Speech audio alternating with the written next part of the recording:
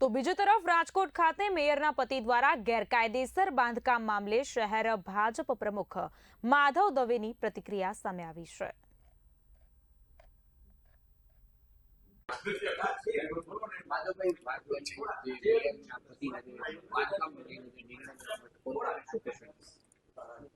મારા ધ્યાનમાં આ વિષય આવ્યો ત્યાર પછી તરત જ મેં મારી અધ્યક્ષ તરીકેની જવાબદારી છે કે આવો કોઈ વિષય ભારતીય જનતા પાર્ટીના કોઈ હોદ્દેદાર કે પદાધિકારીના વિષયમાં આવે ત્યારે આ બાબત ચર્ચા કરવી જોઈએ। મેં તુરત જ મેયરશ્રી અને એમના પતિદેવ વિનોદભાઈ સાથે ચર્ચા કરી।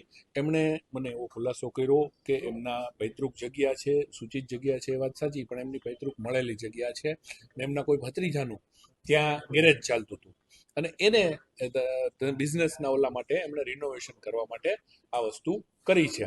પરંતુ સૂચિતમાં બાંધકામ ન થાય એ નીતિ નિયમો મેં પણ એમની સાથે ચર્ચા કરી અને એમણે પણ કહ્યું કે અમે જે કંઈ નિયમ અનુસાર થતું હશે એમાં અમે સહકાર આપીશું અને અમારો જે કંઈ જવાબ છે એ અમે તંત્રને રજૂ કરીશું। આ રીતની મારે ગઈકાલે એમની સાથે વાત થયેલ હતી અને એ મુદ્દે એમને નોટિસ પણ મળેલી છે અને એ નોટિસ મુજબ એ લોકો ડોક્યુમેન્ટના આધારે જે કંઈ તંત્રને જરૂર પડશે એ બધું એમને પૂરું પાડશે।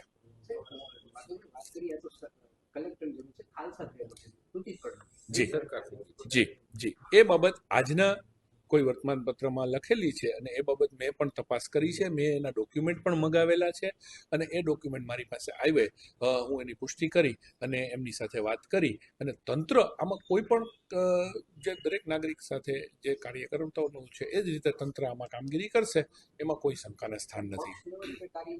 જી પક્ષ લેવલે અત્યારે તંત્રની કામગીરી છે। આ અત્યારે તંત્ર જે કંઈ કામગીરી કરવાની થશે એ થશે।